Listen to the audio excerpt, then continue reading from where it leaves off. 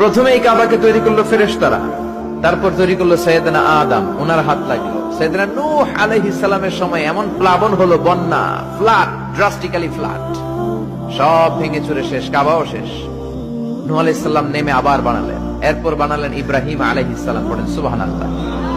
আল্লাহ একটা ফ্রেম দিলেন, ইব্রাহিম এতটুকু উঁচু করবা আমার ঘরটাতে, এতটুকু প্রশস্ত করবা, এতটুকু লম্বা করবা। কিন্তু উনি তো এত লম্বা না, এত লম্বা করবে কেমনে? নাগাল পায় না, বানানোর পরে দাঁড়িয়ে আছে, আর উপরের দিকে উঠতে পারে না। আল্লাহ বললেন, don't worry about it, I am sending a beautiful stone from paradise.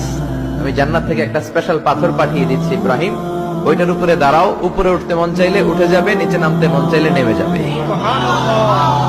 মাকাম ইব্রাহিম, জান্নাত থেকে আসা ওই পাথর কাবা ঘরের পাশে আজও আছে না নাই? উনি দাঁড়ালেন, উপরে ওঠা দরকার উঠে যেত অটোমেটিক, নিচে নামা দরকার